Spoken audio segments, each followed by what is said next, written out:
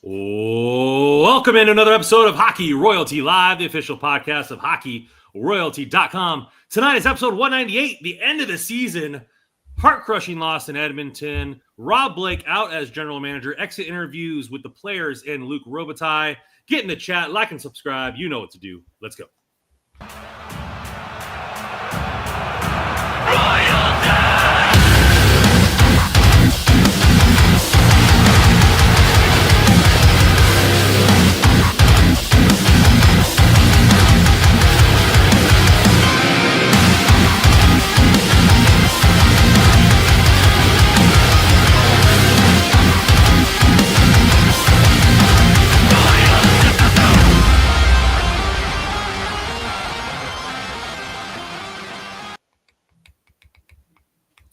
Thank you. That intro is brought to you by Ezera. Their new song, Blind, out now, anywhere you want to listen to music.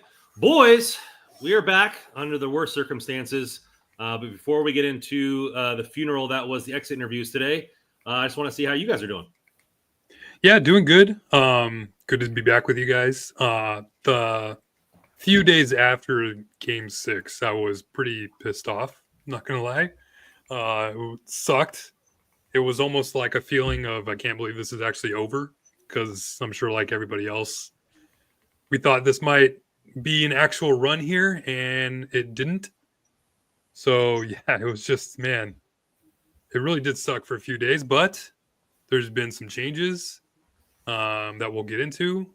And the hockey round 2 is off to a good start. Actually, the games have been pretty fun to watch. So, starting to get back into hockey a little bit after a little quick couple-day hiatus. But how you doing, Joe?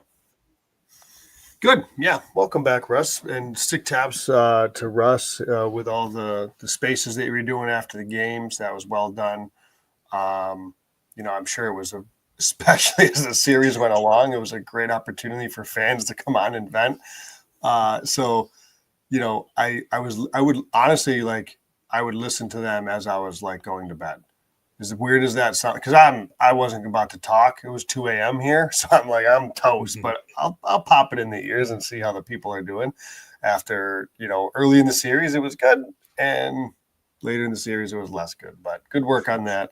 Hopefully, the fans appreciate you giving them a voice. I think that's awesome. So well done there. Otherwise, good. Yeah, I agree. The second round, what a game last night. The game 7s, by the way, holy freaking crap, that was awesome. So, hey, man, the Kings are out, which obviously sucks, but the hockey's great right now. It's a lot of fun, so it's awesome. Brandon, how you doing?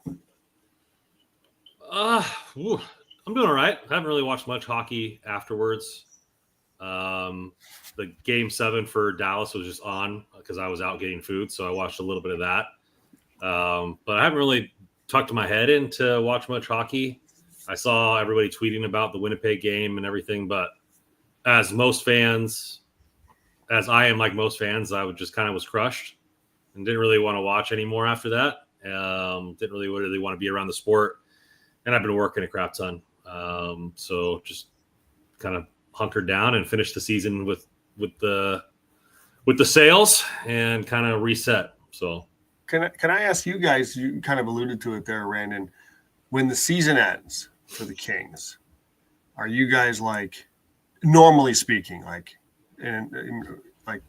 it's done, I'm done with hockey, I'm on to baseball, right? Or I'm on to whatever. Is that how you guys are? For me, that's the way I was with the Yankees. When the Yankees are done, I want everybody to lose in baseball. I want to burn stadiums to the ground. I am done with the sport. Hockey, though, I can't. It's just I cannot stop watching it. So I just love it. So even when the Kings are out, as disappointing as it is, it's not hard for me to pick the sport back up and watch the NHL playoffs. I don't know what you guys are like.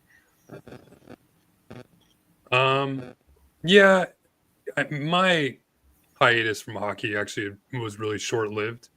I mean, hockey playoffs are just so damn exciting. It's you can't get away. It's almost like a car crash. You just have to watch. And I think I took Friday and Saturday off. Friday, I had some friends come over from out of town, which is maybe a nice way to get off my mind off hockey. And Saturday, I went to a family party.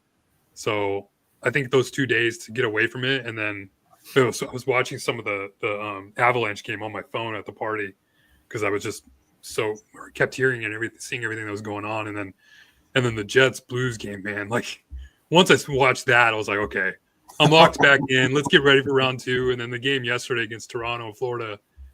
Man, it's the hockey playoffs have been really incredible. Kings stuff notwithstanding, so I'm locked back in as much as I probably hate it. The last, I don't know, 5 or 6 years, usually when our season ends, I start waiting for the lottery and start diving into prospects and stuff. Speaking of the lottery, crazy stuff last night. Both teams moving up 9-10 spots. That's unheard of. So congratulations to the Islanders for the first pick. I don't even know anybody in their prospect pool, so they're going to have to start with that dude. But I tried watching a mock draft this morning, and I was like, nah. Like I got to the first pick, and I was like, nah, I'm not ready. I just wasn't there. And I don't know. The Dallas game was cool when I was out getting food and having a beer. I've been doing my dynasty rookie drafts lately, so I've been kind of just pouring my time and effort into that. But I haven't really got back into it. But I'm excited too. I usually get back going into the hockey thing. I mean, baseball's been kind of done for me since the A's, and so I watch the Dodgers when I can. Nothing to do in football, so I just gotta slowly eke back into the hockey world and start reading about prospects and watching some games here and there. So love it. But we're going to get into our ousting of the playoffs, and we're going to start with the rest of the series. So Joe and I did a podcast right before the last game, or last few games, and then we got ousted from the playoffs.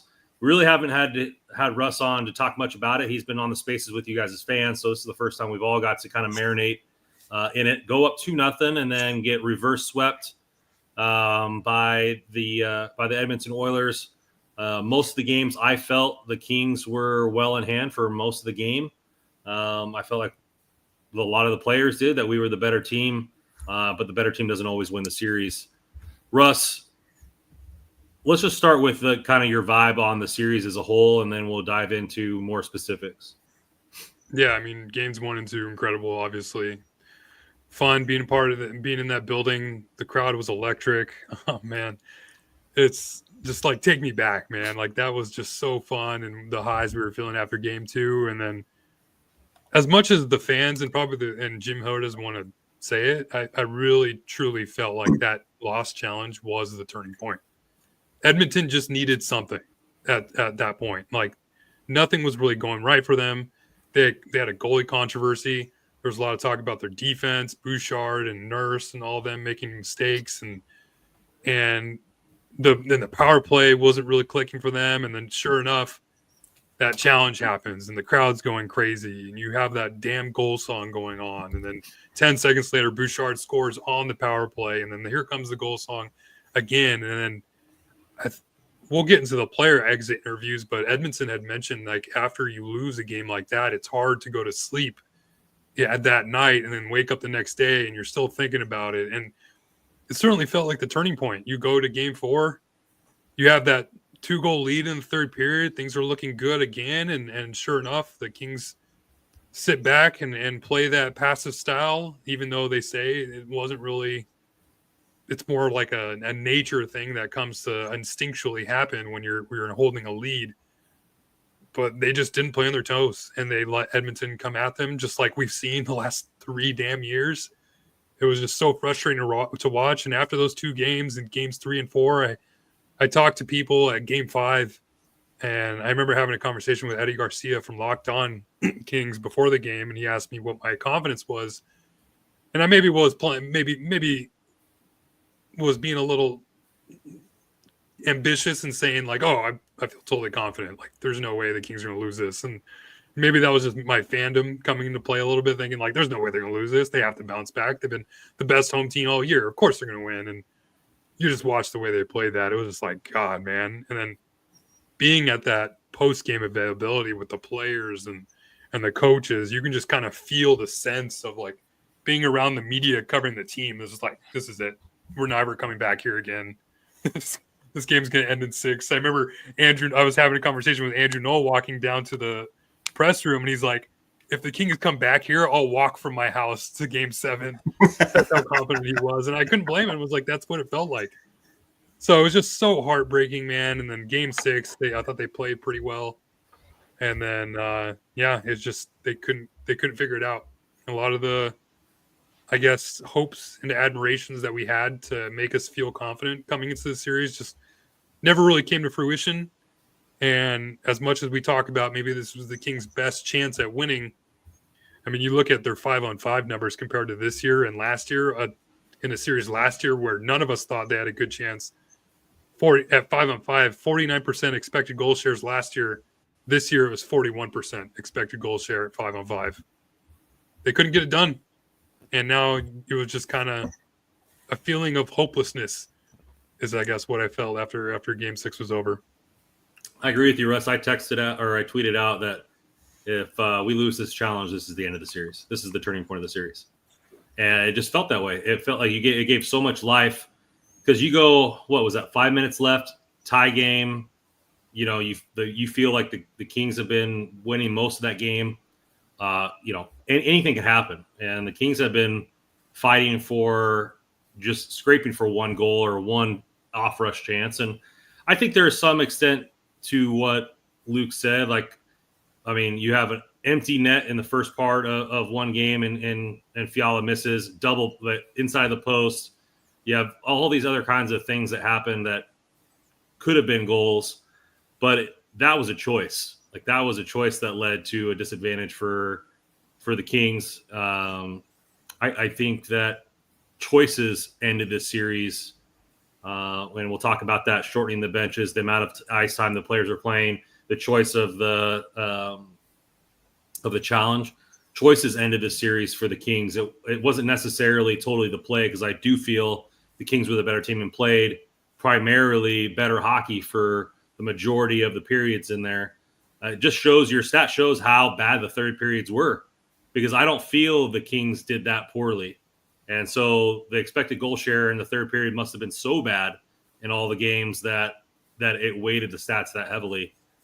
Joe, do you feel like that was the point of the series, that it changed? Do you feel like the Kings had it in them to go up 3-1 just by taking one game in Edmonton, or do you feel a better team won in the Oilers?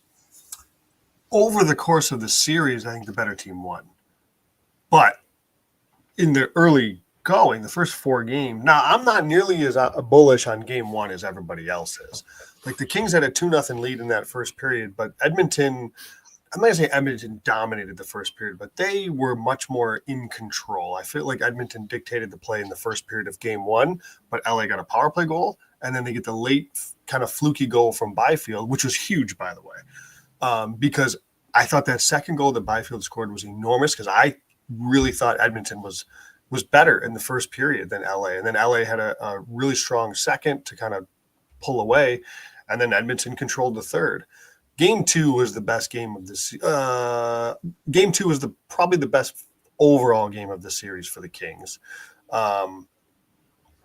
But again, games 3 and 4, they played two good periods in each game, but they didn't play good third. So, yes, I think overall the Kings were better in the first 4 games, but I don't think the Kings dominated the first 4 games. Some people make it out to be like they were this dominant team, and I disagree.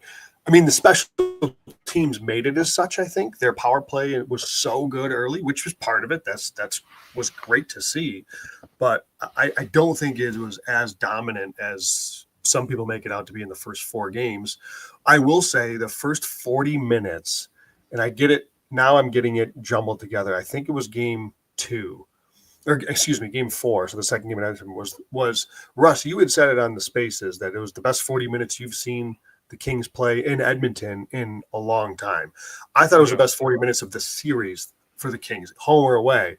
The 40 minutes in game, I think it was game 4, right? Mm-hmm.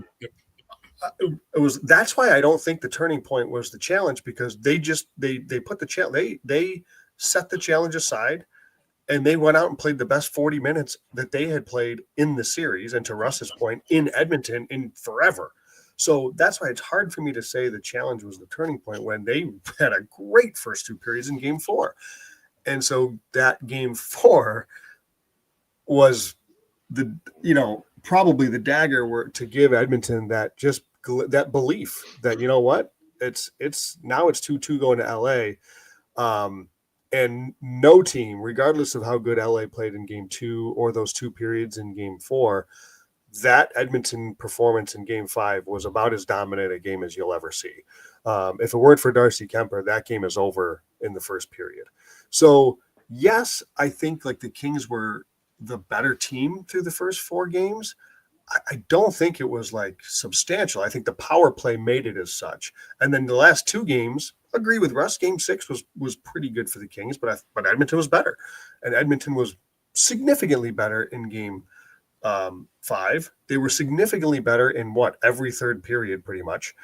And again, I thought the first period of game 1 leaned Edmonton. So I think over the course of 6 games, the better team won the series. And I know that's and there's a lot of smart people that disagree with that take too. So I may be a little bit on an island here, but I think there's a lot of folks caught up in that leading into the series that this was the year, this was the best chance the Kings had. And I agree with that part. I do think it was the best opportunity they had in this 4 years, but I still think at the end of the day, the better team advanced. Take nothing. It's not to say the Kings are a bad team or anything like that. It's just, I think the better team advanced. I mean, like Russ said, it's tough to win a series when you go 5-on-5 with a 41% expected goal share. Sorry. Like, I don't, we can sugarcoat it all we want and say whatever we want. Yes, the Kings should have been up in the series because they blew it, those games 3 and 4, but there's a reason they blew it. Like, Edmonton's a really good team and you took your foot off the throat. That matters. So yeah, I don't really care if I'm on an island. The better team is playing right now in the next round. I think 2 of those things you said kind of coincide. We thought one of the edges for or at least 2 of us did. Thought one of the edges for LA was their depth. Their fourth line was going to play a huge factor. Did not. We thought that the decor was a little bit better with Jordan Spence and playing. Didn't play much. We thought there was a chance that they were going to use Gavrikov, Edmondson when they got up big, but we didn't expect that to be the whole game.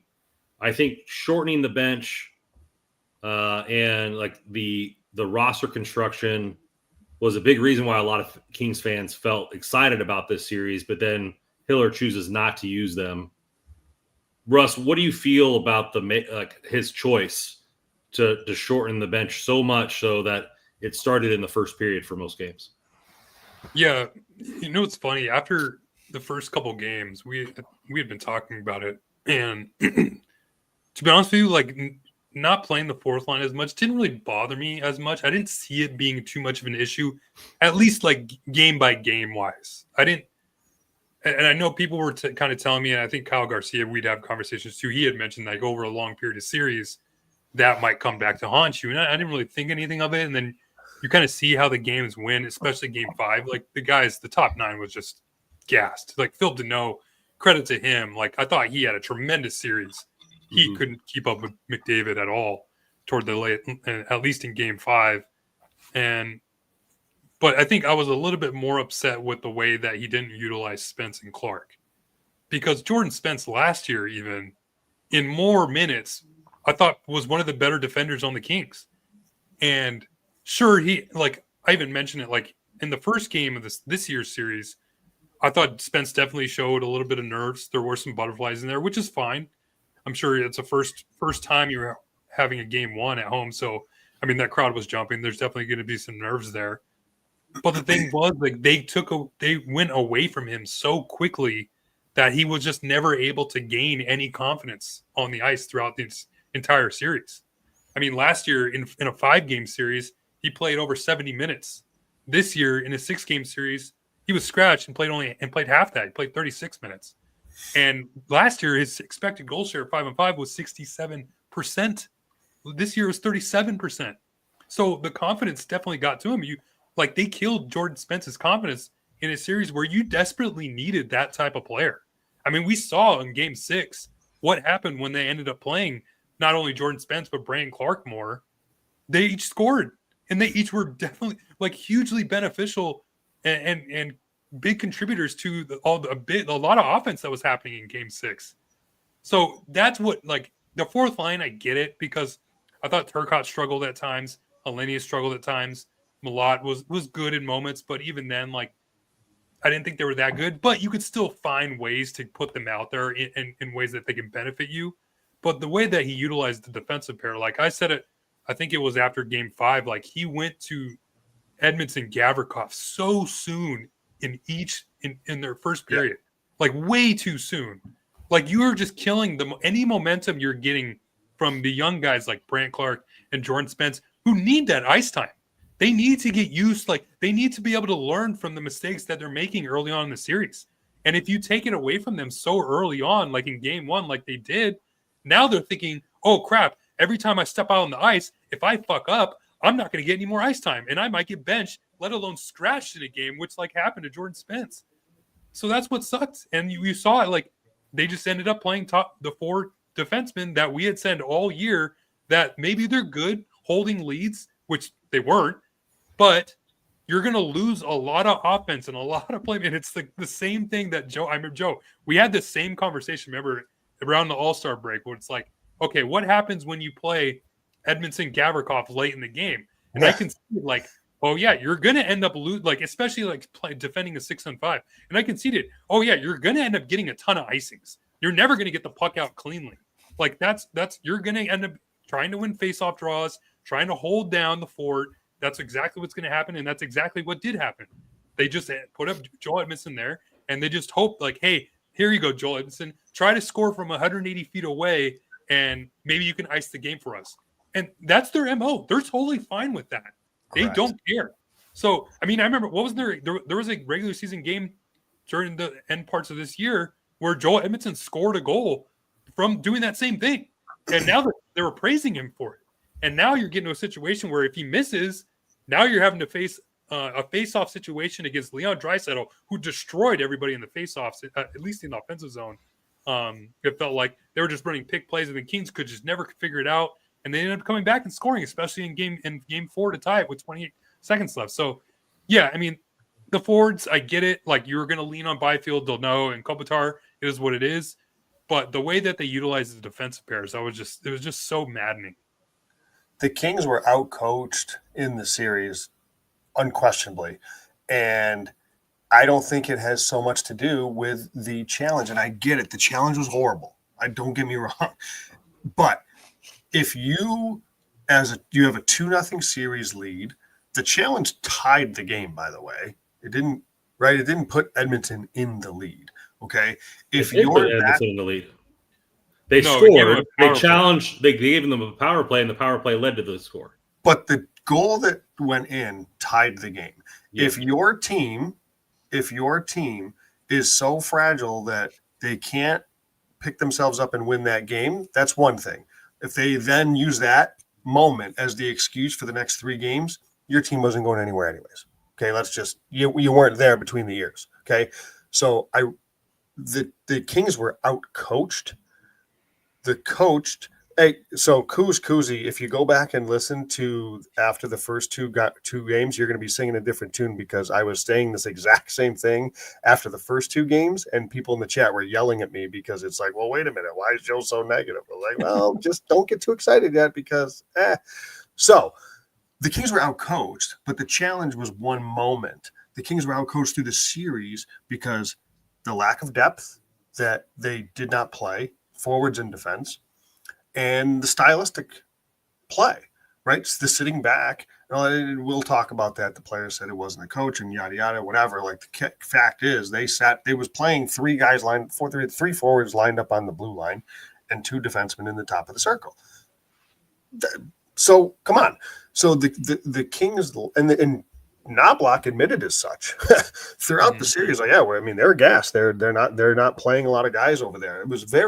He was very open in his interviews.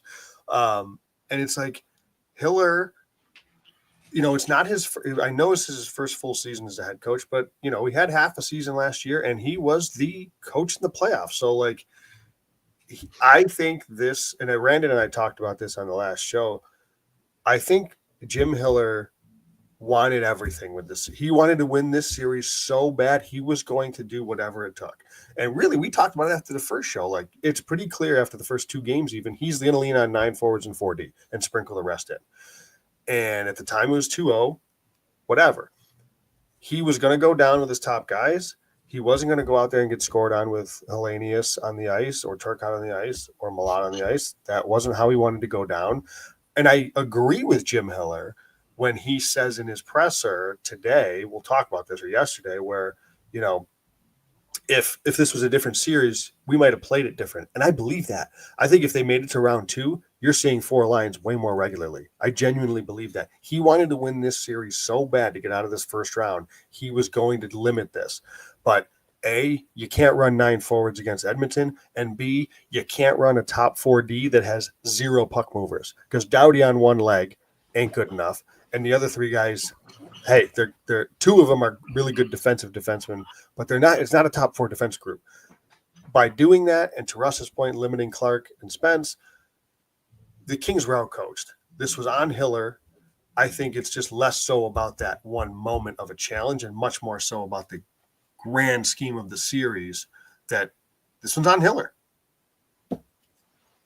I feel like I think you're right, Joe, in the fact that he was outcoached. And I do think that the challenge was a pivotal moment, and we can agree to disagree on that. It was a big moment. It was But you just look at the pressers from Edmonton's head coach, and it was almost like he was laughing at Hiller, like we know what you're doing. What are you doing? Yes. Like, you're just giving us the opportunity to come back in the third. Like, a lot of it seemed like, okay, no matter what the score is, we have the third period. It doesn't matter. Like, we could be up 1, we could be up 2, 3.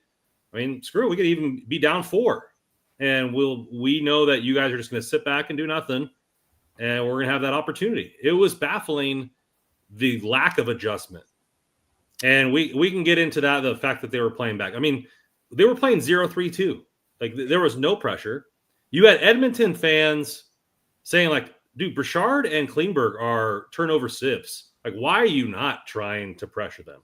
And we saw that earlier in the series, where when they were pressured, they turned the puck over. Yeah. So I can understand sometimes when a game gets out of hand and all of a sudden it's a hurricane. We're all athletes. I've been there, especially, you're in baseball, you're up by 4 or 5 runs, and then a walk and a hits batsman, and all of a sudden a triple and then a home run. You're like, oh crap, this game's 5-5. Like, and it just happened in the blink of an eye. Like, it can happen in one game, but this has been happening for 4 straight years. So let alone this series. Like, it's been the MO. It hasn't worked. It's never worked. And like, you can't tell me that this is the coach, the players just like, oh, we're getting blindsided by this. You've been getting your ass whooped by the Oilers for 3 straight seasons in the third period, choking games. To me, it's unexcusable. It's a lack of leadership from Hiller, or a full-on strategy from Hiller that didn't work. Lack of leadership from Kopitar and Doughty. They look absolutely defeated today. Like, Father Time is about to put him in the grave. Like, it's unexcusable in my thing. Like, going out there like this, and I've been a part of teams where captains have willed the rest of their team to a win, where they've pulled the team, put them on their backs, and willed them to a win. And it seemed like a supreme lack of leadership at every single level, not just Kopitar, not just Doughty, not just Hiller. Like, it's every single game. You got to know what's happening. Like, why isn't nobody saying, hey, like, this is the third period, we got to come out guns blazing. Puck drops, we pretty much hand it to McDavid. Hey, you want to go get some speed? We'll be back at this end. Like, it makes no sense to me. Like, and to me, it's absolutely blasphemous. Like, there needs to be real change. And I was not a fan of ripping Brown of the sea to cause a stir, but I think there might be change in the leadership needed for the Kings. And I think that would be sad to do in most likely Kopitar's last season. I don't know if that's the right move, but maybe the only way this team takes the next jump is if there's a change on the captain on the ice? I mean, I don't know. I don't want to go there personally. I get it. I can't. I'm not going to sit here and even say that you're wrong. I know there's fans that want to call for this too. I get it. I'm not there just because honestly I'm not there. You know, I don't feel comfortable giving saying to take the C away from somebody. I'm not saying that it should be done. I'm just saying that it might be the move that's necessary for the Kings to take the next step. I got you. And I get that. I get that. And maybe if we want to transition this into some of the interviews, because, you know, Randon, you kind of brought up a good point about how, like, you know, again, there was no adjustment and sitting back. And, you know, you heard multiple players. Doughty said that there was no coach told us to sit back. If anything, me and Kopi were trying to get guys going. You know, I think Mikey Anderson said something similar, like that no one said it. It's just instinctive. It's just human nature. I don't fully buy that, but I guess if for the last 3-4 years, it's been 5 years, it has been drilled into your brain, defend, and then defend a little bit more, then you know what? Maybe it is instinctually for these guys that Hiller didn't have to say it, because he's been saying it for 4 years, or McClellan had been saying it for 4 years, to defend. This is a team that was one of the most boring defensive teams in the league for years before, you know, they had a little stretch here after the trade deadline where they started to play a little bit different perhaps. But, like, you know, I don't, even if Hiller wasn't definitively saying we're going to play a 0-3-2, you know, it had been drilled into this team's brains to play this way for the last how many years. So, you know, it's a coaching and organizational philosophy that's flawed.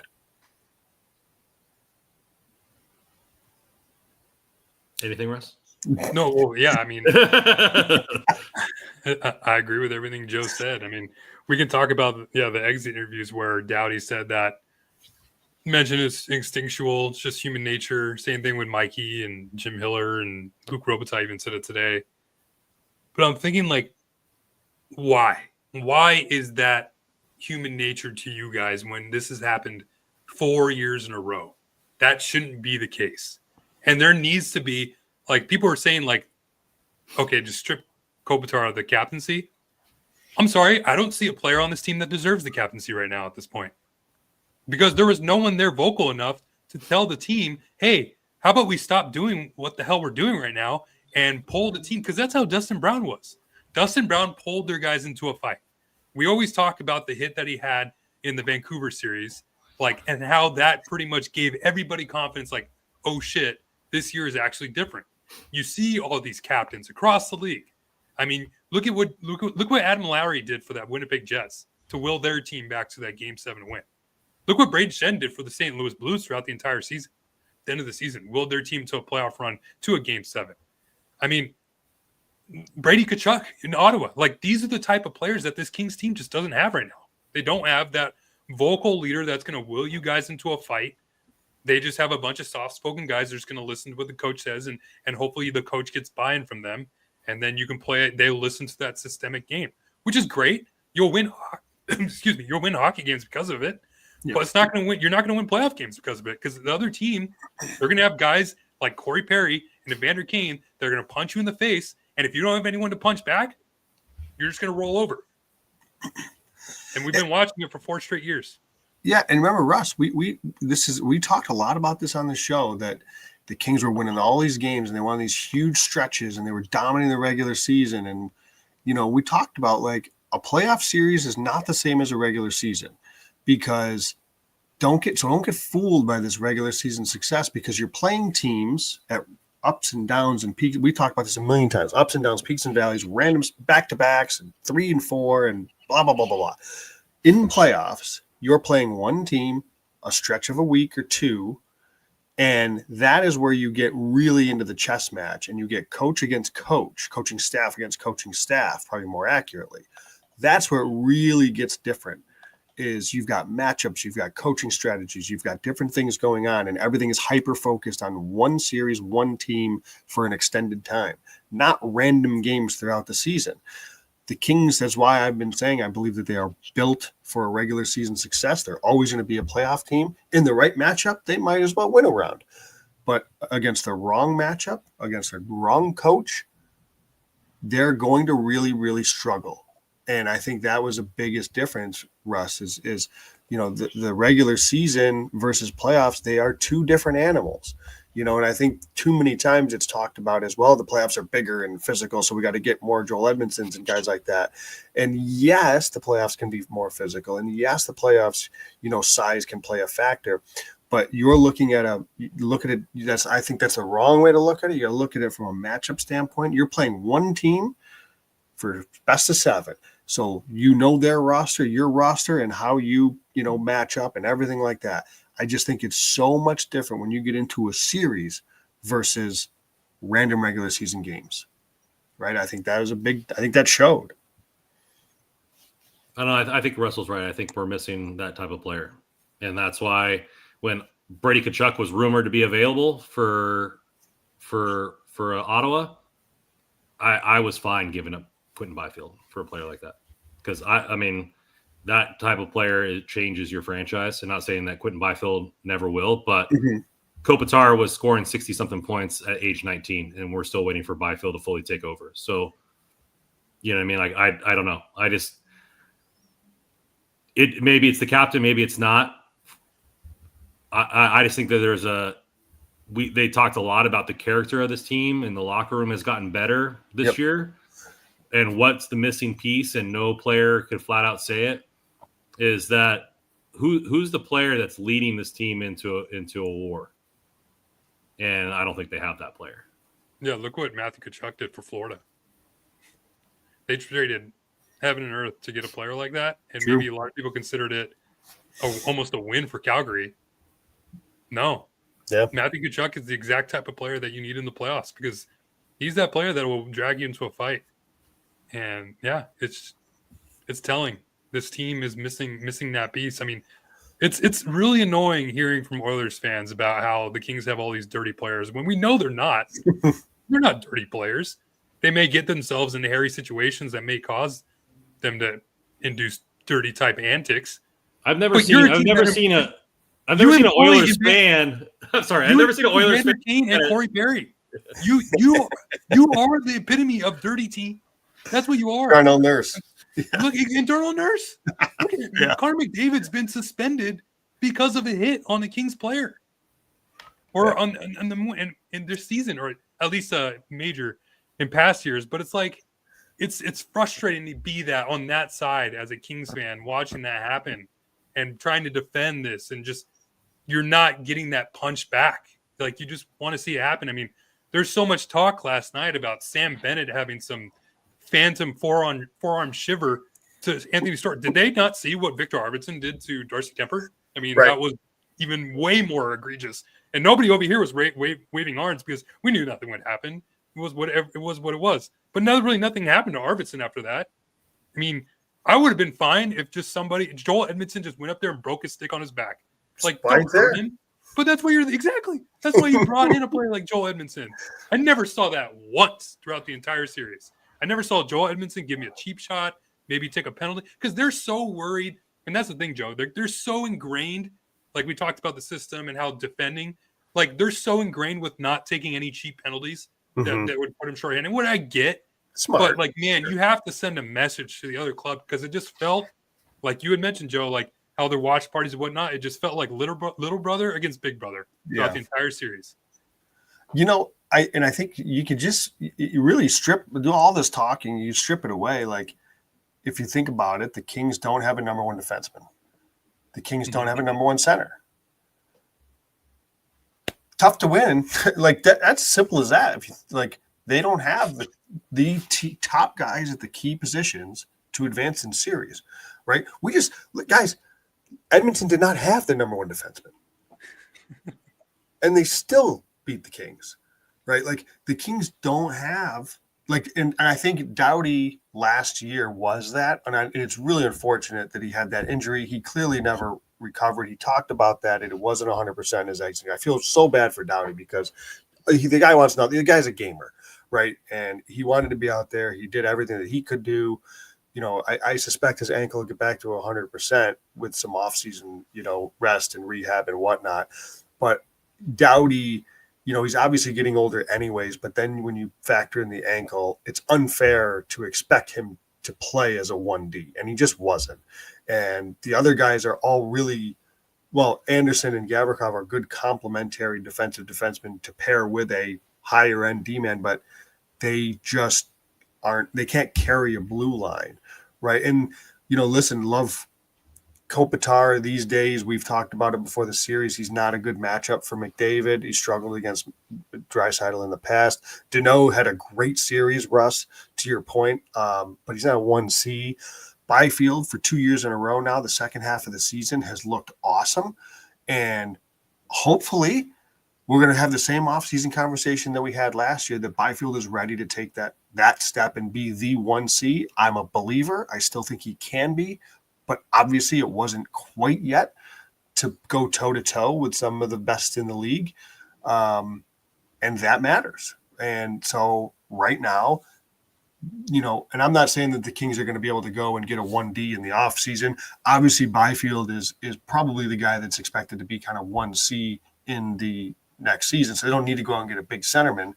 So, you know, that matters, though, is at the moment right now, they're lacking a 1D and 1C. You know, there was asterisks, right? Randon's got the Clark train going. Can he step into and fill some bigger shoes next year? Probably. And Byfield, I remain bullish that he can elevate and be 1C from October. We don't need 1C from – I'd rather not 1C from January. Let's call a spade, and Byfield be the first to tell you the first half of the season wasn't good enough, right? You know, it needs to be for 82. So that's all. Yeah, it's been rough, and what else is rough is my betting habits on our first sponsor here at DraftKings. The NBA's 82 game grind is done, and now the real fun begins. NBA playoffs are here, and it's time for high stakes drama, clutch moments, and jaw dropping plays. I can't wait. If you're looking to make the playoffs even more exciting, DraftKings Sportsbook has you covered as the official sports betting partner of the NBA. Try placing a bet on your favorite player's performance. Will they drop 30, 40, or more? It's your call. Here's something special for first-timers. New DraftKings customers bet $5 to get 200 in bonus bets instantly.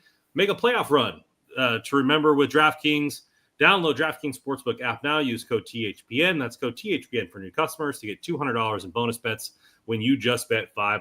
Only on DraftKings. The crown is yours. Gambling problem? Call 1-800-GAMBLER. In New York, call 877-8-HOPE-NY or text HOPE-NY, which is 467-369. In Connecticut, help is available for problem gambling. Call 888-78-9-7777 or visit ccpg.org. Please play responsibly on behalf of Boot Hill Casino Resort in Kansas. 21 age and eligibility varies by jurisdiction. Void in Ontario. New customers only. Bonus bets expire 168 hours after issuance. For additional terms and responsible gambling resources, see dkng.co/audio. Well, let's get into the belle of the ball, or the cherry on top of, I guess, the freak show that was this season. Rob Blake out, mutually parting ways was the verbiage of the LA Kings as GM. We kind of thought it might happen. We kind of thought it might not happen. Russ, you had a perfect question that there were rumors out there that he was thinking about walking away regardless of what was going on, that he just kind of was done being a GM. And then we don't know if this kind of was the kicker, or the straw that broke the camel's back, or if this was his doing all along. Russ, you were there at the press conference. What was your kind of vibe on maybe the actual reason that it happened? Do you think it was more along the 8 years and not being able to succeed, or do you think that he wanted to walk away? Yeah, I think it's a mixture of both, but I think more or less he just was over it. Didn't want to be the GM. I mean, it had been hinted throughout the season. I think Elliot Friedman had even mentioned it at some parts through the season, or even before the season started, that he had conversations with him and how Blake wasn't really fully invested maybe as much as, or at least in the future of being the GM. That's what it seemed like. I mean, it's. I would have been surprised if he did come back. I'll say that, because obviously he didn't have a contract. They would have had to re-sign him. How could you re-sign a GM after everything that's transpired over the last 4 years? That would have been a tough look. So, yeah, it just kind of felt like Blake was just kind of over it. And maybe he wants to focus on family, which obviously hats off to him. It's his prerogative. Wish him all the best. We can talk about his tenure where there's definitely been some ups. There's definitely been a lot of downs, some big downs. But I think just to kind of overall wrap his tenure up, it's really tough to be too critical about some of the moves he made, even with the Dubois move, because I thought Joe's piece kind of summarizing his tenure was great, about how you want to have GMs that are willing to take those kind of risks. And obviously Rob Blake was. When talking about Dubois, he traded Jonathan Quick. I mean, he took this team that was just kind of a floundering lottery team and turned them into what they're 4 years in a row in the playoffs. And I understand they haven't found success there, but it's tough to find that turning point from a rebuild to a legitimate playoff content or playoff team consistently. I mean, look just across the street at the Anaheim Ducks. They're still trying to search for that. And they've been going on 7 years now. So there's really no playbook in terms of and that's kind of why I never was too critical about some of the moves he made. Maybe it was too soon. There's no playbook in terms of how getting out of a rebuild. He got his top picks. He had 3 top 10 picks. I mean, you could say 2 of them might really work out and look really good. One of them we'll still see how things go. But I mean, there's a lot of good that Rob Blake did. And I think it's just tough to kind of realize it's come to the point where now it's just been 4 years of just no success in the playoffs, and that's kind of how his tenure is going to be looked at. The thing is, there's probably way more positive about Blake than I would say the negative, but the negative is such a big deal to me. And I'm not saying that I am necessarily right on this. It's just my belief. I think this is his biggest flaw is the defense, but I like so many of the moves he made up front for the most part, right? Look at the guys he brought in with Trevor Moore and how good he's been. The move to get Dursey was really good. I love the Kevin Fiala trade still to this day. I know there's some people that don't. I'm a big fan of the trade. I think he was a player that team sorely missed.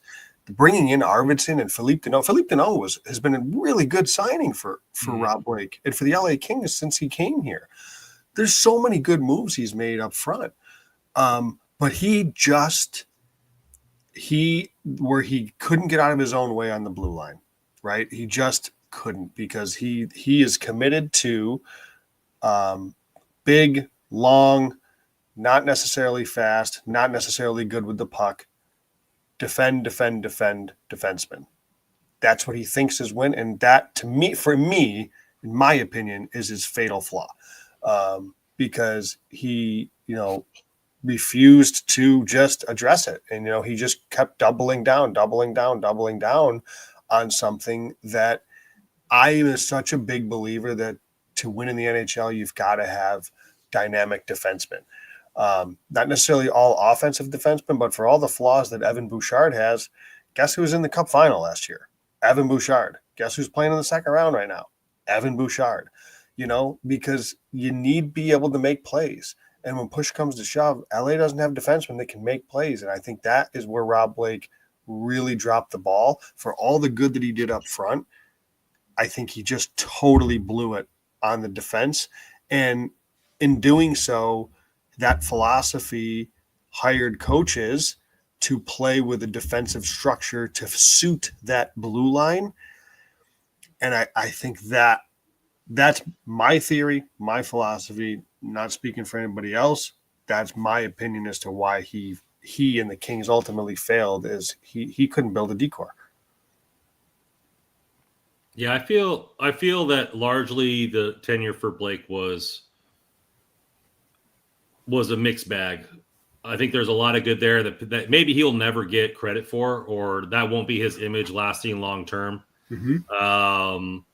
I think that we pushed out of the rebuild maybe a little bit too early for my liking, but you also look at the Ducks, they still haven't had a relevant season, and they've just been gathering guys. So we talked about it. To go from a bottom feeder to a playoff team is a step that GMs have to take. And then getting from a playoff team to a contender is the next step, and a contender to a Stanley Cup winner is the next step.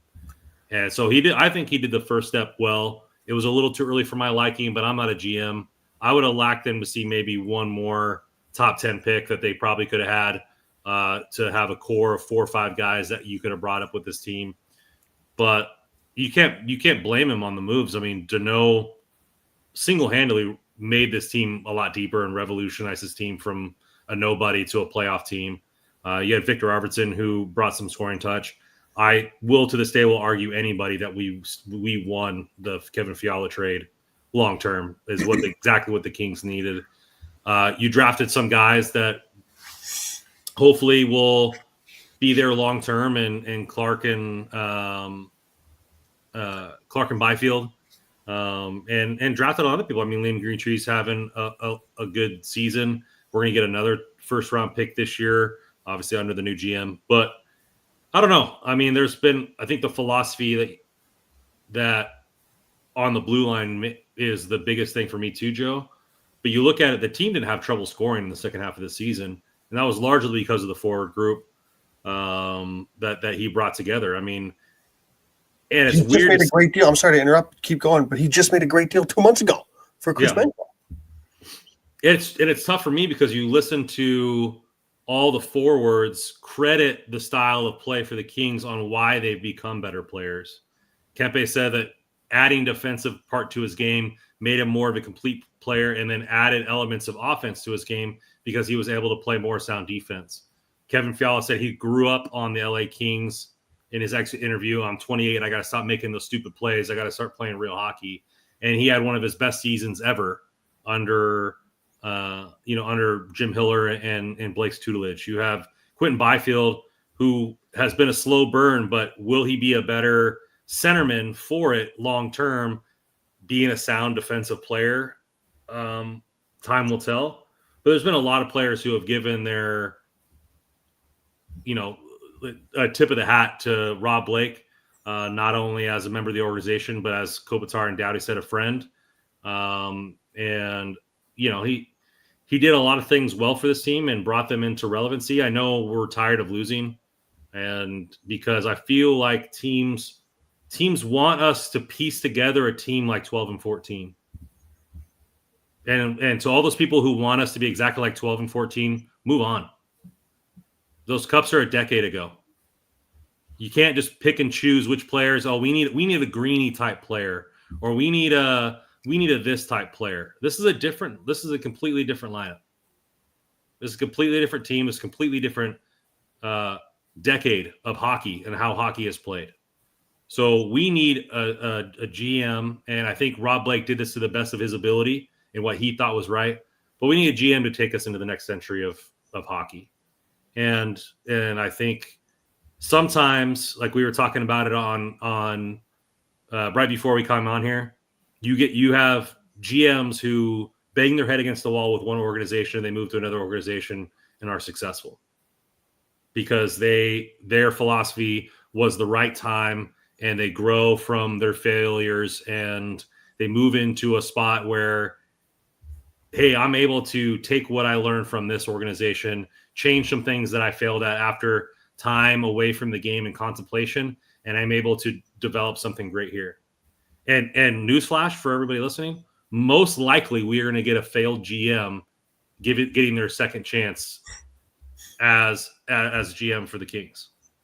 So we better hope that they learn from their failed mistakes or their mistakes as their past tenure and grow into something that's different with us. So I want to say the dog years of Kings hockey in 2017, where it was barely watchable, I want to thank Rob Blake for making hockey interesting again for LA Kings fans. And he just couldn't get it over the next hump. And that's a shame. I want to ask. I'll ask you guys. I'll start with Russ just to give Brandon a breather a little bit here because I agree with a lot of what you said. But like, and Rob Blake gets a lot of credit for that this LA Kings rebuild and how quick it was, really. But now, as we sit here with hindsight, there's the downside right now is the Kings end up like the Minnesota Wild, always in the playoffs, mushy middle, never a contender. Now, I'm not definitively saying that's where they are right now. Well, it's kind of where they are right now. Like, I don't know if that's like with the new GM. We're there, Joe. Right. Like, I don't know if a new GM, what direction this goes is kind of what I meant to say. But I guess hindsight being 2020, would you have rather it was done differently and they totally blew it up, right? And by saying that, like Quick's gone earlier, Kopi's gone, Doughty's gone, Brown gone, everybody gone, stripped it to the studs and rebuilt it, because I don't know that that's a real good way to do it these days. Because Russ, you mentioned Anaheim. It's going to take Chicago a long time to get relevant. Buffalo has been they've got, I don't know how many rebuild iteration they're on. So I think Blake did a job, and I think, let's look at it this way. I think he should get a lot of credit for it. And I'm not even saying that Byfield should be like a star at this point, but like, say hypothetically he popped a year earlier or a year earlier, and say for some reason Rob Blake actually had a different approach to the blue line, we might be talking about a different scenario here.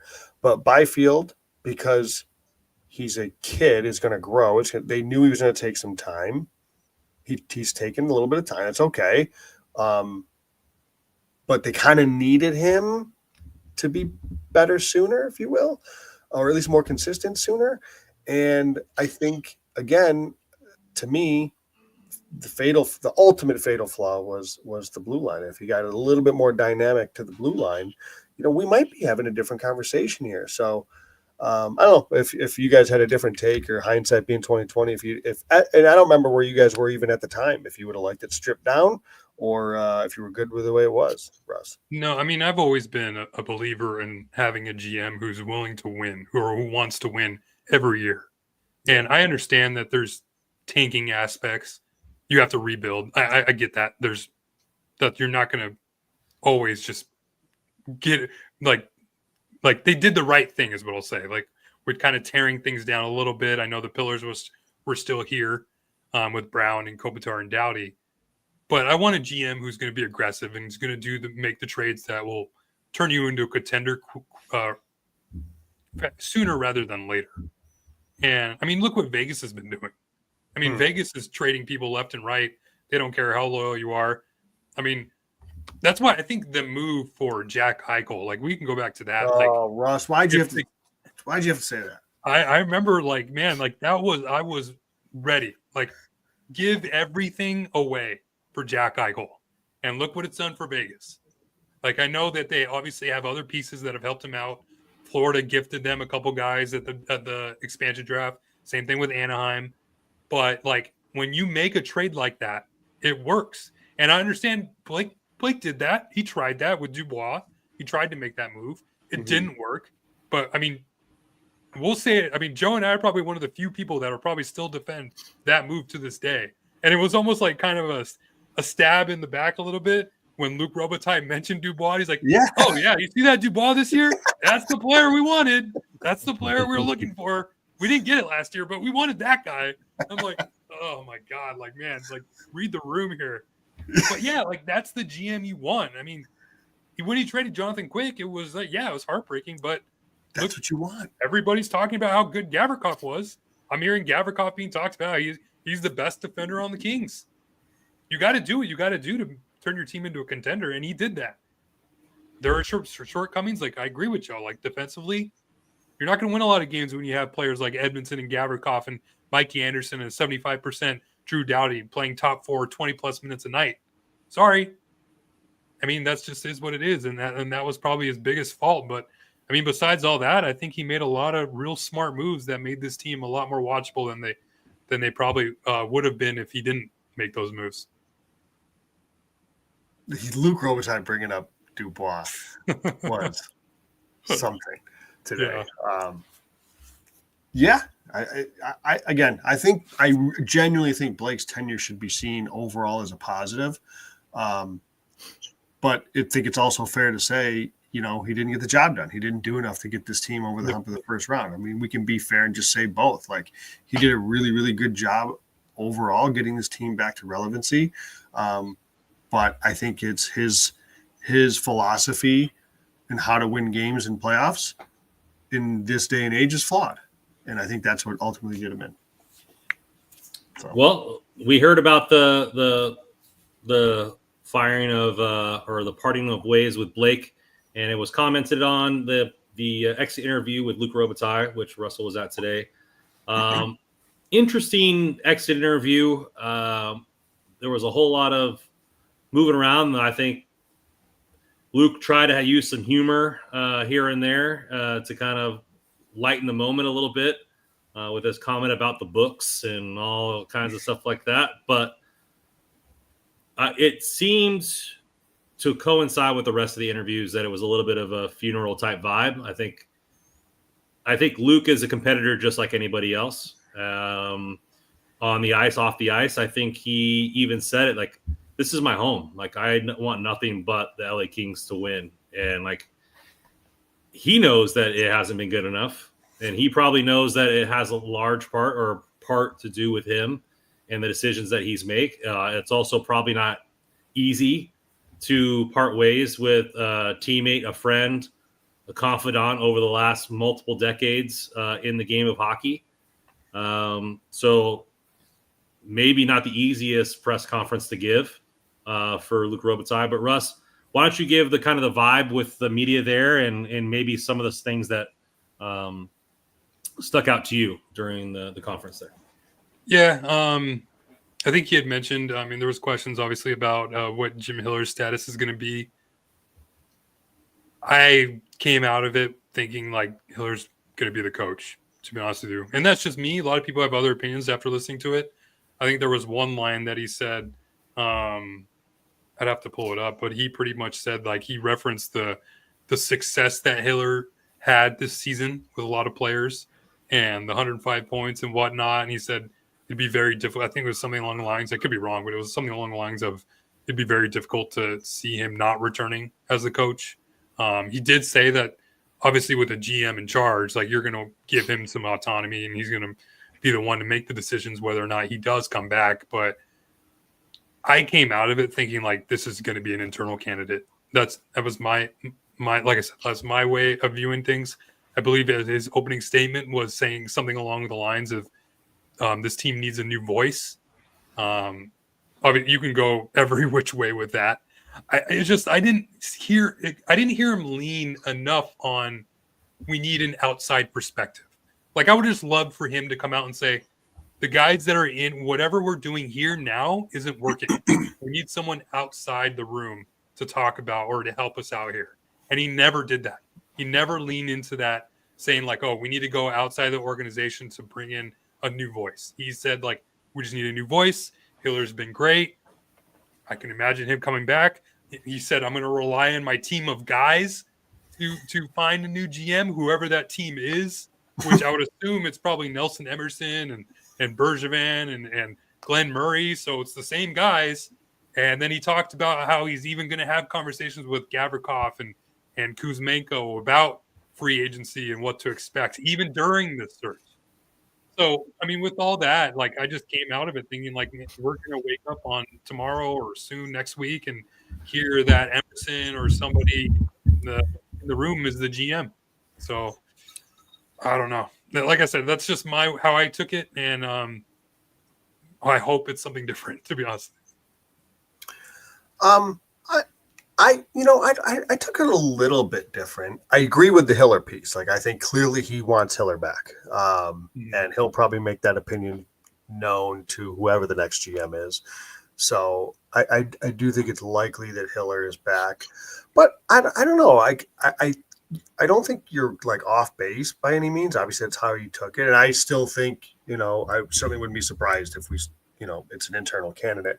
But I looked at it the other way too, that, he didn't, he was definitively said that we needed a new voice. There were others that mentioned like Bergevin and anybody else with, an inside voice. And he certainly was non-committal to that too.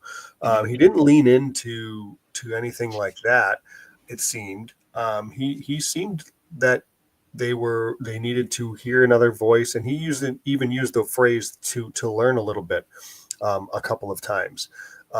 So I came out of it thinking that there is a certain chance. I don't know what percentage I would put on it. Maybe it's a little like 50-50 that we could see an outside candidate. Like I think that's in the cards. I understand him. Obviously, like it's hard not to give Hiller his flowers after the regular season that he had. But, I do hope that, as we've talked about, like if a new GM comes in, I would want the GM to have his say on the roster and the coach. And, we hope that I'm assuming we all on this podcast hope that that's a little bit more of a modern philosophy. You tried to get that question out of him, Russ, and the answer out of him, Russ. And, he seems to kind of like the way things are going. So, there's also the opportunity that it's an outside GM that thinks the exact same way that this organization has for the last bunch of years too. Like, let's not forget that outside doesn't necessarily mean it's going to be better. So I don't know. I there wasn't anything earth shattering I came away from with this. It's funny. I actually took the Gavrikov thing is almost like, hey guys, just because we have a GM, we still want to talk to you. That's how I took that actually. It was him making these outreaches to say like, hey, like I know we don't have a GM, but like don't forget we still want you, even though we don't have a GM yet. Like I don't know, like I definitely think that door is open for a guy like Gavrikov, who a couple months ago was a sure bet to stay, still without a contract. I think there's a real chance that he could be out the door. So I don't know. I think there's an avenue where this is not an internal candidate. Yeah, and there were some questions about his involvement and Bergevin's involvement and some of the moves that Blake made. And I know there's reports out there that Blake was pretty much had his hands tied in certain moves and it wasn't even his. I don't buy any of that. I mean, you're always going to have executive teams and coaching management staffs. Like they're always going to get the opinions of their guys, right? It's not just going to be them. I mean, you probably don't want full autonomy for like a GM just to go rogue and say like, no, we're doing this. Like, so like for him to maybe have those whether we like it or not, for him to have those conversations with whoever's in the room. Like I get it. Like that, I think that happens more or less. So, and he pretty much mentioned the same thing. And I never bought that Blake never had full like final decision making on moves. So there's that. As far as the whole Hiller thing, I'm so conflicted here because like Hiller did one of the best things you can do as a head coach. He got the most out of his players, which I think is the number one trait any head coach should have, is to do whatever you can to get the most out of the players you have on your team. And if you talk to all the players on the team, Kevin Fiala, Warren Fogle, Andrei Kuzmenko, all these players had career years, and a lot of them had mentioned the work that Jim Hiller did. So I give a ton of credit for what Jim Hiller did by really getting the peak performance out of the players that he could. But I fully understand that tactically, he's awful. He's just somebody like I can buy that he cost them the series in certain situations. I can buy that his view on how the game should be played is bad and not something that should be put into practice in this day and age in the NHL. So it's tough because like you want that coach who's going to be here who's going to have that buy-in from those players on a night in and night out basis. And he did that. But when it came down to push and shove, like he just couldn't get it done because a lot of decisions he made really kind of cost them the series in the playoffs. So like are those are those traits that can be changed or learned from? Or Yeah, and that's do kind you of think Hiller was coaching to the lineup that he was given, or do you think this is him to his core? No, I think this is truly him to his core. I mean, he's mentioned multiple times how his mentor is Jacques Lemaire, and if anybody's familiar with how Jacques Lemaire coached the game, is very similar. We're going to win games 2-1, 1-0. It is what it is. We're going to play heavy defense and try to keep the puck out of our net as much as we can and scoring as few times as we can to do it. So that was Jim Hiller's MO. It's tough. So and that's kind of where I was going from. It's like, I would hope if he does come back that he learns from it, and that maybe there's another voice in the room to kind of say, hey, no, we got to do this style, or even provide him with players that can do a little bit of both, even with the system that he wants to run.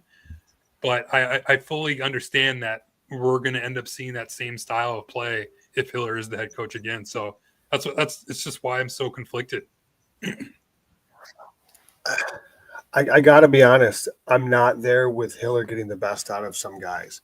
And I know they said it, and hey, maybe I'm just flat out wrong here. This was Kevin Fiala's lowest points per game of his career since he was 20 years old. So where was he the first half of the season? He didn't get the most out of him then. He didn't get the most out of Byfield for the first half of the season. He sure as hell didn't get the most out of Spence. He sure as hell didn't get the most out of Clark.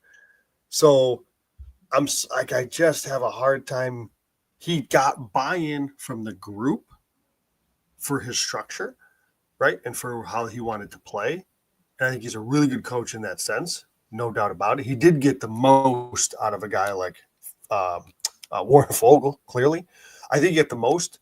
Frankly, I think he got the most out of role-type guys, right? Your Fogels, your Deneaus. I think he got the most out of those guys. I think Laferriere is coming into his own as a nice two-way player. And I'm sorry, Joe, but look at the guys you mentioned. Those are those hard-working kind of. That's what I'm saying. Dude, I understand that. Fiala, there's so much buzz about Fiala because he did end the season so well. Guys, he had 60 points. Really?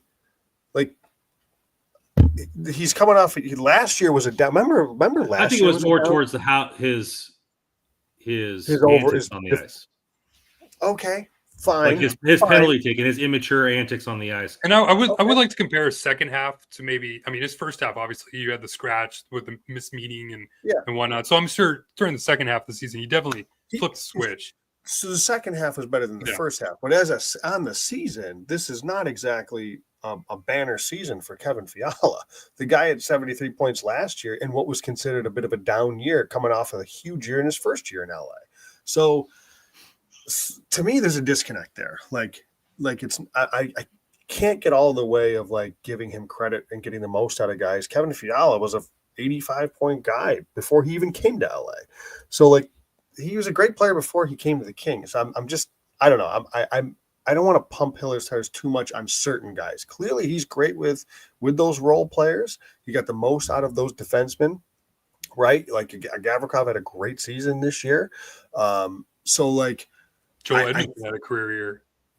He had a year, Russ. He had a year. Now we only have 3 by 3.85. Thank you, Brandon. That's all right.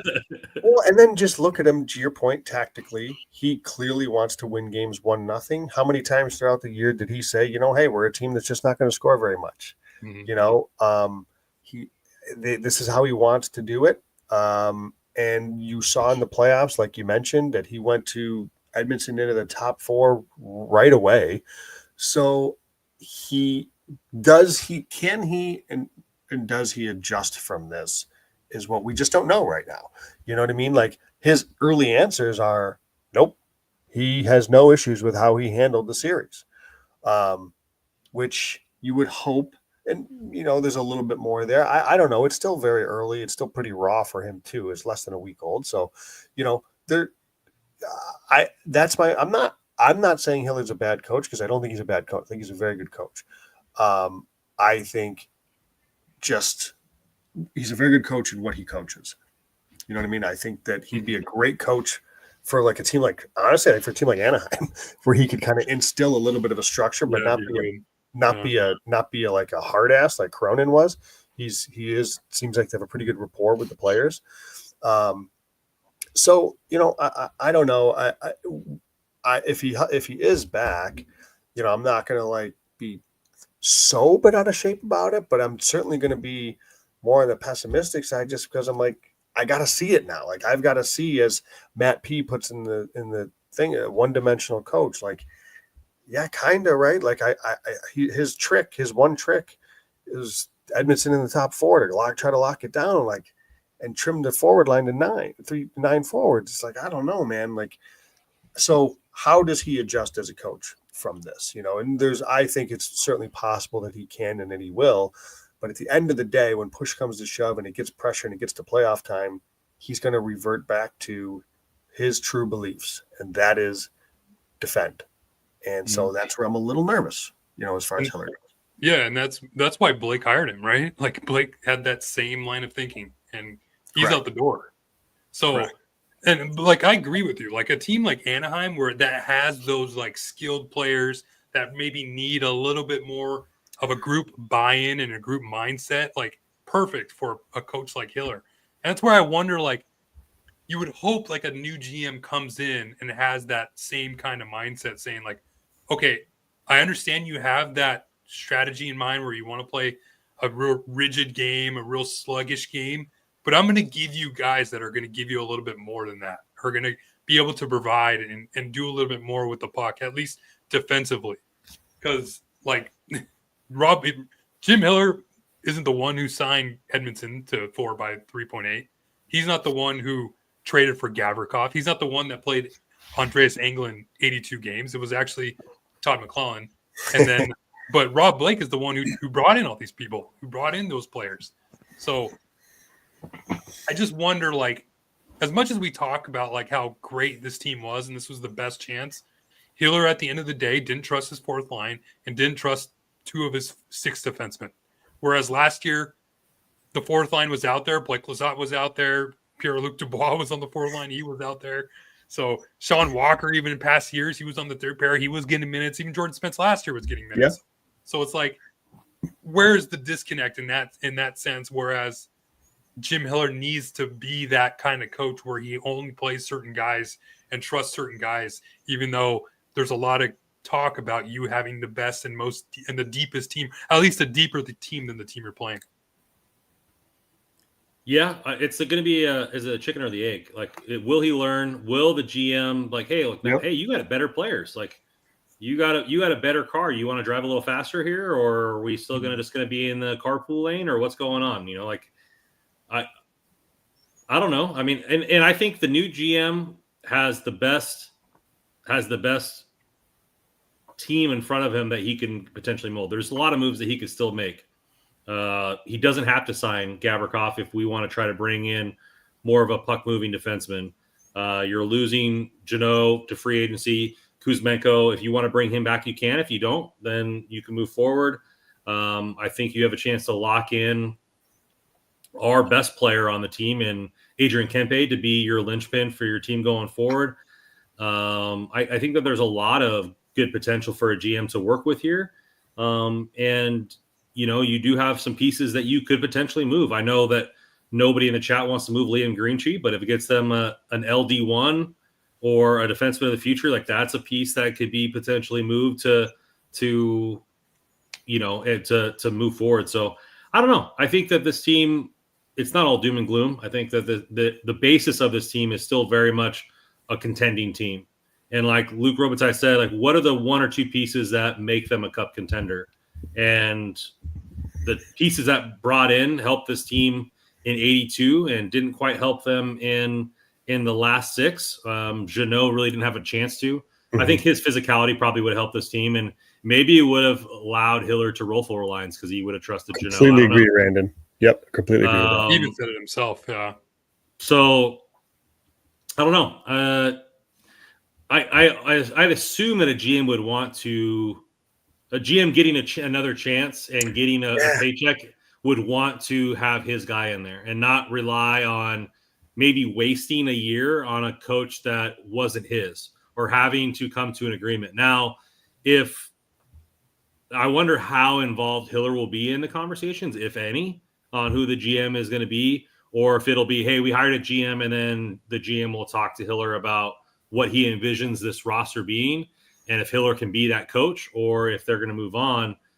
But this doesn't seem like a tomorrow process. This seems like a multi-week process. Yeah. Where this is all going to break down, especially if it's coming in from the outside. Because as more and more teams get eliminated from the playoffs, more and more openings may or may not happen, and there's more conversations there. I think it's interesting just to see how people view it, because the grass isn't always greener. Sure. The grass might not always be greener. We might not get 105 points, but I think the team needs to be shaken up. And I think the team needs to be shaken up, and I think the philosophy needs to change, because the philosophy on the players they brought in and the usage of the players that are different from what they wanted, the Clarks, the Spences and everything like that, need to change. I mean, you just saw that when I forget what the graphic was, but by a per minute basis, Clark was the best defenseman on this team this year by a per minute basis. So it doesn't surprise me that he only got 10 minutes, because that's not what they want to do. They want no joy, no fun, no offense in their team. But I don't know. I'm kind of in a weird, as a person, like, I think change is good. I think this team needs change. I just don't know what kind of change. And I don't even know if Luke Robitaille believes that he wants a new voice or not. You know, he was talking today about what player or players get you to the next step and make you a contender.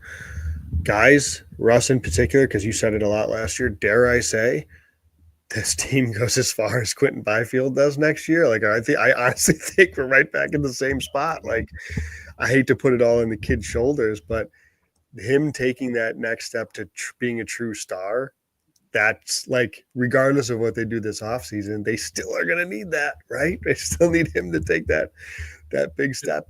You know what's, this is going to be kind of shitty to say, but looking back on it, like, now, since we're here now, like, I think maybe that mistake that he made where he didn't clear the puck is something that can be good for him. Whereas now you can tell, like, when we talk to him, it's just eating him up. He even said, I feel bad for him. I know he's going to be thinking about it all summer. I'm thinking to myself, good, have that drive to come back and be that alpha that this team needs you to be. Because I remember went back to training camp. When I said how this team's only going to go as far as Quentin Byfield goes, those first days of training camp this year, I never saw that same Quentin Byfield the entire season. Like, he was out there crushing guys that were his teammates, and he was doing whatever he wanted on the ice. And I'm thinking to myself, hell yes, this is the Quentin Byfield we've been waiting for. The guy that realizes he's 6'5", 220 pounds, is going to go out and just punish guys. And we just never really saw it throughout the season, which was unfortunate. So now I'm hoping it's something that he can learn from in terms of that mistake he made, and then he just comes back being a stronger guy. Because, like, we talk about how this team is missing a 1C. He needs to be that 1C. I mean, that's why you drafted him, right? You drafted him in the second overall pick. Your second overall pick should be a franchise player. And Brian Clark sure as hell looks like he's kind of heading there. If you get a little bit of trust from the coaching staff, he should be there, because we've seen it. And there was no confidence lost in Brian Clark's game when he was on the ice in the playoffs. I thought he had a tremendous series, even in the small minutes that he had. But QB, there's still another step that can be taken here. And you just hope to see it right out of the gates and not see it in January of next year. QB, Russell wants you just to play that highlight on repeat in the weight room. And then by the time the season starts, he's going to be squatting 600 pounds. That's what's going to be going on. Yeah. And that was just to kind of go back to what you said about, like, bringing in a new voice to the GM who would talk to Hiller. Like, I think that's why I think an outside voice is so, like, crucial, because GM Hiller should be nowhere near the hiring of a GM. There's no way he should be the one talking to Luke about who should be the GM, because he'd be like, oh yeah, give me a GM who's cool with bringing in more Joel Edmondsons. That's great. No, the GM should be hired, should be an outside voice who's nowhere near connected with this Kings team. And we can talk about Mike Fuda here in a second, but it should be a guy that's never been connected with the Kings before, and it comes in, has a conversation with Hiller about how he thinks this team should be played, and if they don't agree, then cool, let's part ways. We'll go somewhere else. I'm the GM here. I'll find another guy. That's how it should be. But I mean, I just don't want anyone internal. I just can't be. It's going to be the same thing because we heard from Luke Robitaille today. He thought the team was good. He thinks they even have superstars. Look at Adrian Kempe. He called him Adrian Kempe. He said, that's my superstar right there. It's like, okay, if that's your only superstar, we've seen kind of what happens the last 4 years if that's your only superstar. So something needs to change there. So that's why it's just like it has to be an outside voice that comes in.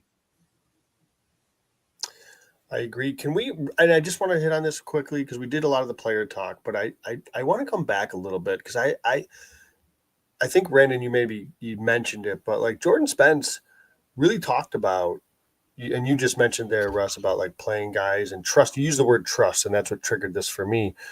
Like Jordan, go and watch Jordan Spence's interview. He's very respectful. Like he wasn't like, in a, whatever, but I thought he was pretty pointed in his words where, he was disappointed that in his role in the playoffs, he thought he should have had more ice time. He thought he had more to give. He used the word trust on 2 different occasions that he thought he had proven to this team. He said, I've been with the Kings now for 2.5 years or so. I think I've shown that they can trust me or they should trust me. So clearly there's a disappointment level there. So I'm kind of similar, Russ, to what you're saying about like QB coming into the season with maybe a little bit of a chip after what happened. I hope that Spence comes with, I think he's had a great couple of years. I hope he comes in really with a determination to say, you know what, I'm done with this. I'm not leaving this to chance anymore. I'm going to take my damn spot because I'm too freaking good to be jerked around like this. And I think he's right. I think it was about as corporate of a fuck you as it could have been. Pretty much. Like, pardon my French, but like you could just tell, like, and he was just biting his lip as much as he possibly could, and like you could tell him like rephrasing what he wants to say in his head before he goes out and say it. But yeah, it was pretty much about a corporate way of saying "f you" as possible. And to be honest, I don't blame him. Hiller needed to hear that because he was one of our best defensemen all year. He did deserve a chance to play. He didn't deserve to be taken off the ice. And to me, Jordan Spence probably feels like, hey, the reason we lost this game is I'm not out there. I would feel that way, yeah, for sure. We could have won the series if you just played me. Yeah. Me and my boys sitting here. Look at you play us and we score 2 goals. What of it? Like, it's too late now. We're sitting here talking about next year when you could have played me all series and we could have had a chance. I do hope it makes him better. I do hope it fuels him. But that's got to be tough. Yeah, I thought it was funny how it was him and Clark at the same time. It's like the 2 guys that were probably the most disrespected during the series. I mean, Clark said the same thing. He's like, they asked him like, how was your benching during the middle of the year? Like, how did it shape you? And he goes like, what are you talking about? Like, I didn't need a break. I was fine. Like Clark showed that he had confidence. And even in his shining moment in the series, Hiller was like, well, he did what we told him not to do and score goals. He jumped up into the play and made an awesome play, which we tell him not to do that. So I'm gonna take him out to the woodshed and give him a tongue lashing. But yeah, we won the game because he did what he said he's not supposed to do. Screw that. You drafted him in the top 10 to be the next defensive for this team, and you're giving him handcuffs. You're handcuffing him. Let my boy fly. And like, you bring players in to be the player that you brought in. You don't go, hey, Brent Clark, I like what you're doing there. Let's change the entire way you think about hockey. Then why draft him? Mm-hmm. Why draft him? Bring in a different player. Draft a different player.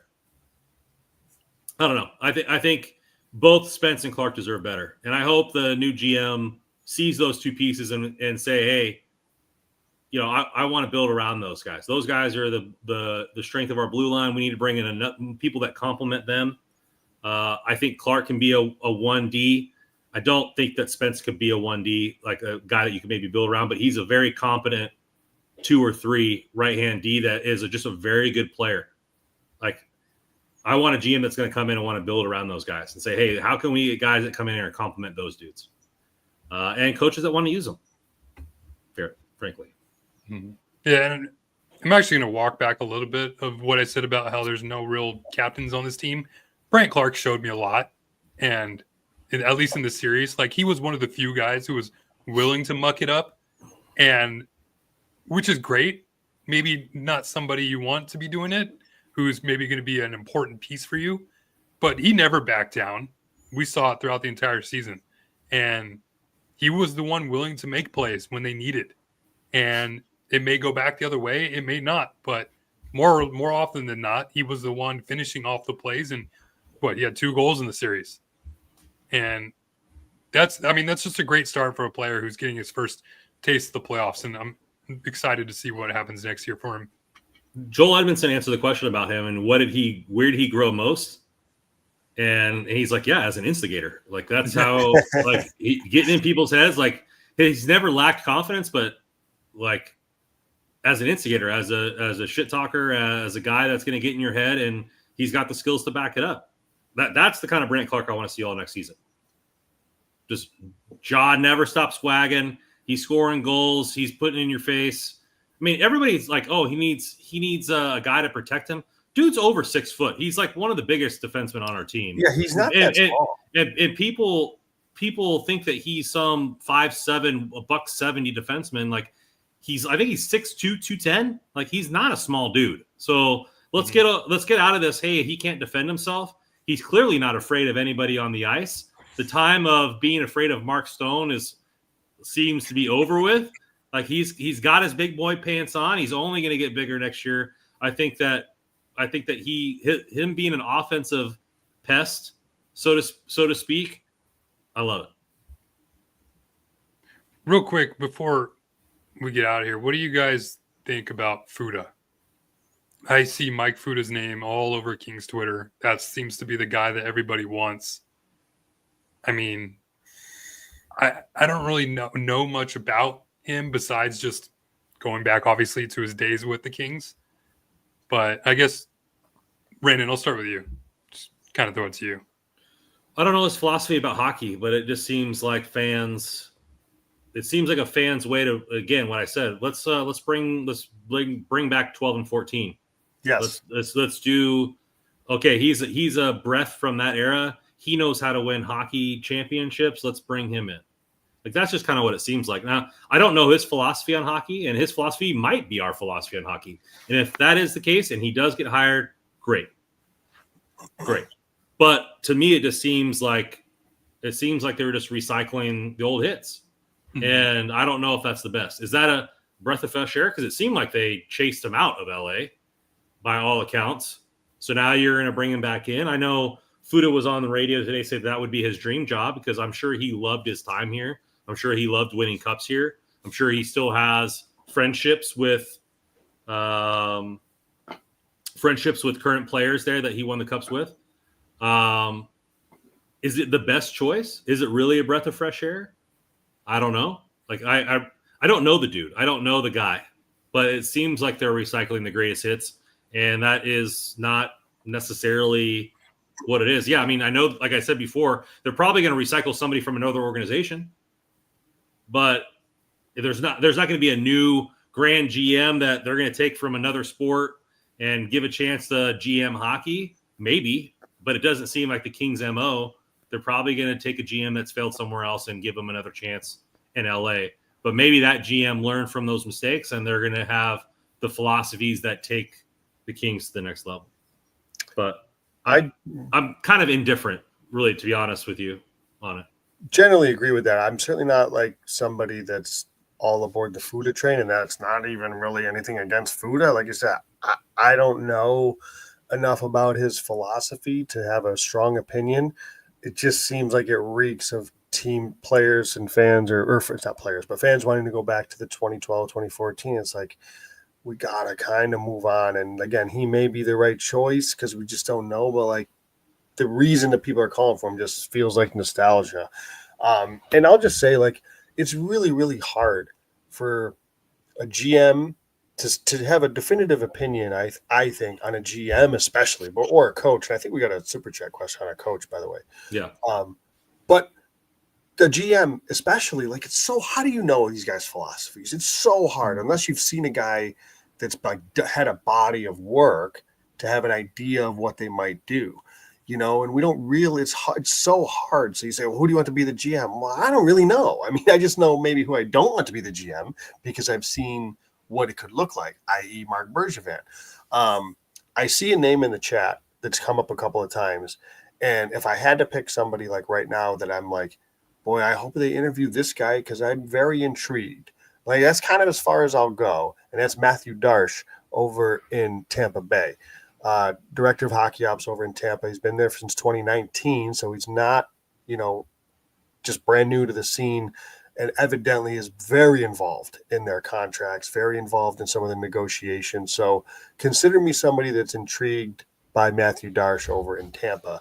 But beyond that, like, it's so hard. Like, how do you? There's random assistant GMs on so many teams that you don't really know what, unless they're given extensive interviews on. Like, if they're not going to get, you don't really know what their thoughts or philosophies are, right? I mean, so it's really hard to say. Yeah, just to go back to Fuda, I'm with both of you. Like I said, I just want new blood. I mean, we're already talking about how people are happy that we're getting rid of a old name that's been part of the organization before. Like, we don't have to keep recycling. Let's just do something new at this point. And I could be wrong. Like, Fuda could be great. He could be and I'm nothing against hiring him. Would love to know what his philosophies are. Maybe I go back and listen to some of his podcasts he's been on about talking about the game that is now. But it's just an old name. That's all it is to me. And I'm, like I said, I just want an outside voice. I don't know much about Darsh. I'm going to continue to look into him there. Yeah, I'm going to look into him a little bit. One name I've mentioned before is Sean Burke. Yes, you have. He's the director of goaltending for the Golden Knights right now. He's been a GM for Team Canada a couple times at the Olympics. I think he's worked with a bunch of guys that are GMs. He's never been a GM before. So, and it's funny, I'd say no familiar names, but Burke played for the Kings 1 year. I think it was like 1 year in 2007. But yeah, I mean, that's a name. Like I said, just new blood. Javier Matt coming in here with a $2 holler. Appreciate you, Javier. What do you guys think about a guy like Jay Woodcroft for a coach? Don't hate it. Don't hate it. I take everybody, take your Kings hat versus Oilers rivalry thing hat off for a second. I don't think Woodcroft's a bad coach. I don't think he's a bad coach. Yeah, my Kings hat is still on. I just hated like the way he spoke during that series, man. Like, it's just some of the things he said, like that whole like, oh, the best player in the world was right there. Are you not going to listen to him? Like, on the whole Gabe Velarde thing. Like, I'm like, come on, dude. Like, I don't know. Like, he could be a great coach. He could be the stylistic kind of guy that we need right now. Yeah. I don't know. I never was a Woodcroft guy. So not that I'd say don't hire him. Just I'd have to be swayed a little bit. I mean, Matt. The dark side brought over Anakin to Darth Vader, and they ended up beating the Jedi. So maybe that's what we need to beat Edmonton. You take a little bit of the blood over there to get over. Finally beat them. Yeah, that would be hilarious. Warren Fogle couldn't do it, but Jay Woodcroft might. Exactly. Oh man, yeah. I mean, I don't know. I just want some new philosophies. I just want some. And you can't reinvent the game. The game is the game. But the way you constantly think about it and the way you view players and the way you view all those things, I think is going to be different. But like you guys said, there's lots of parts of being a GM that we won't know until you know. Yeah. And Rob Blake never shied away from making the tough decision. He never shied away from making a trade when he needed to. He went out and did what he thought was right for the team. And maybe the new GM, has the right philosophies, but he doesn't have the backbone needed to be a GM and make the hard decisions. We won't know. And that's why it's so hard to win a championship. That's why not very many teams do it. That's why a couple teams in the NHL have never done it. It's not the easiest formula to get it all right at the right time. So we'll see how it goes on from here. Any other thoughts or vibes from the end of the season before we move forward? I don't know, man. It's just going to be an interesting next couple days, couple weeks. I'm sure we'll get tweets from Friedman saying this guy is interviewed for the GM job and this guy and whatnot. And we'll probably hear reports from Hoban and whatnot, who's in the building, who's not getting interviews. But just don't be Mark Bergevin. Really all we're hoping at this point. Yeah, I would say no, please no Mark Bergevin, and very interested to see what happens if Vladislav Gavrikov does not resign, because it's a topic for a later day, but certainly something that's at the forefront for me, just because of the way his contract didn't end up getting signed after it seemed like a no-brainer that was going to get done. And then his comments, like, obviously he wants to be here. Seems like the most likable guy in the world. But he's like, I'm in no rush. This is going to be a big contract for him. He could really cash in. And if it's not LA, we already know Joel Edmondson can't be a top 4 defenseman. So that means they've got to go out and get one, which would be interesting because now they don't grow in trees. That's probably going to be a trade, and that's probably could be really the first big move for your new GM. Could be finding a top 4 left shot defenseman. It's like, holy crap, we're back here again. Top 4 lefties usually mean first round picks given up. So is Chychrun available? I believe he might be, but he just signed a long term deal, so not sure if that is going to be a move that the old Washington's going to want to make. Boys, weird podcast, great podcast. Change is upon us. The horizon is near. I think it's going to be one of the most interesting off seasons we've had as a podcast group. New full tenure, maybe new philosophies, maybe it's not. Maybe we're all going to jump off a bridge. I don't know. It's going to be interesting to see. Thank you guys for sticking with us, all our fans in the chat. Please hit that like button on the way out. Joe's written 3 back-to-back fantastic articles. All of them are posted at hockeyroyalty.com. We got the draft coming up, which, is my favorite time. So we're going to be having some draft guys on to be talking to some prospects. So come on here for that. Man, it always ends and it always starts anew. And here on Hockey Royalty, we're going to be covering it for you guys. So hit that chat, like and subscribe. You know what to do. Go Kings, go.